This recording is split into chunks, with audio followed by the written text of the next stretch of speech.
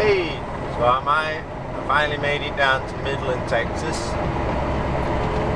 I offloaded there and I took cross-country routes that took me down to Houston, which was a 9 hours drive. When I got down to Houston, I dropped my trailer down there, stayed there the night.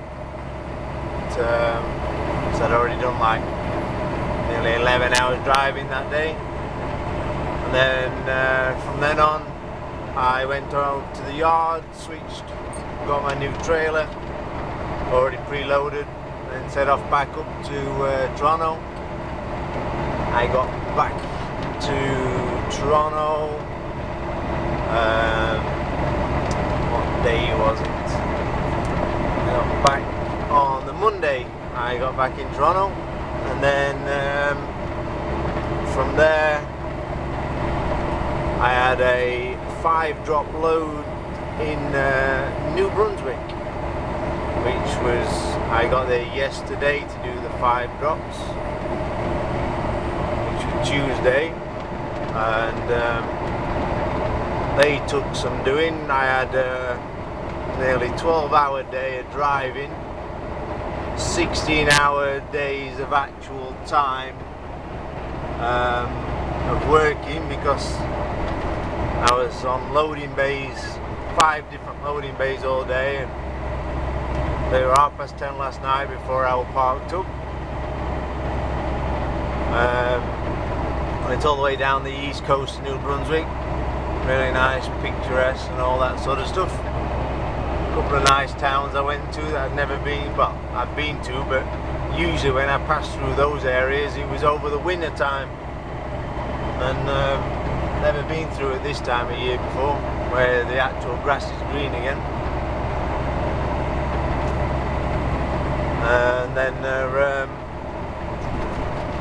now I've got a load.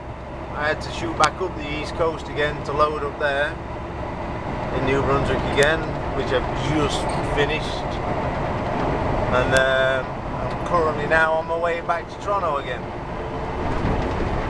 I've got to cross New Brunswick and get to where I need to be. To get back onto the highway again, I'm on all these back roads until I get down back to the main highway that shoots straight down New Brunswick, that goes past Woodstock, etc. It's a road I normally go on, so I have to make do with these back roads for the time being, but you get to see some of the nice things that's here, like these big houses and things, and lots of plots of land and farming and things like that. It's very French up this way. Even though it's New Brunswick, there's a lot of French live up this way. The further north you get in New Brunswick, the more the French are. A couple of the places I delivered yesterday, which were in the real northern part of New Brunswick, they couldn't even understand what I was saying. A bit ridiculous really when you think about it, but just the way the French are. Sometimes they don't want to learn English, or they know the minimum, like thank you and goodbye, and that's about it really. So something I'm used to now. Just communicate by sign writing. It's funny, but it's a nice enough area. It's in the middle of nowhere a little bit though. But once I get back to Mississauga, which is Toronto, that's where our yard is, I'll be switching trailers no doubt there, and then heading back to Woodstock for my time off, which should get me back on Friday. I guess I'll be having a couple of days off then, probably Saturday, Sunday, and then back out on Monday again. See where it takes us. Somebody speeding down the river there. Nice house, that one. You'd be amazed at that house there. That's probably in the price range are about $300,000. So convert that down into your own money, and not a lot at all for all that land, beautiful house and everything. That's how cheap it can be to live over here, house-wise anyway. This side of the country. When you go into like places like Ontario, like Toronto and that, then obviously the prices are probably equivalent to the UK for a similar kind of house, maybe a little bit bigger. Because they are certainly tightly crammed in Ontario on the built-up areas like Toronto and Mississauga and all those places. But when you're out in New Brunswick like this, you always get a decent plot of land with the houses that you're on. Right there, look. See, they've got at least a couple of acres each for their houses, and yet, like I say, you'd probably spend about 300,000 for one of those houses, maybe 350, but no more than that really. Beautiful. Another one there, look. You get the river views just like I do in my house. We'd need to be millionaires to own the property we have back in the UK, in the same kind of plot, the same size house and all that. It's a massive house. It's fantastic.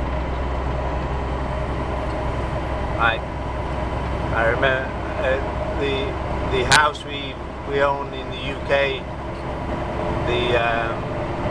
the living room and kitchen in the UK home is about the same size as our master bedroom here. Brilliant. The houses are so much bigger here. Some small, but you have to remember that most houses, as long as you're not right next to the river, they've all got basements. And the tradition is here is the basement is where your main family room is, where you have your TV and all that sort of thing. And then the living room on the ground floor is basically what they call like a living room type thing, where you don't have TVs, you just mingle and chat and stuff like that. So you mainly live down in the basements. So really it's the houses, you might see only half of it sticking out of the ground, but the other half's inside the ground. Some really nice houses, some really small ones too. They don't look big at all, some of them are like shoeboxes, but then sometimes you'll find like a massive plot of land and they got like a mobile home slapped in the middle of it. It's quite funny really. But it's like that, that's a really tiny house. I guess it don't get lived in anymore, but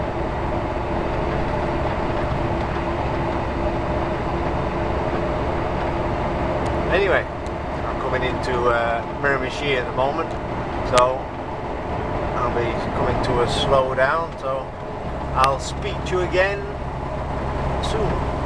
Bye for now.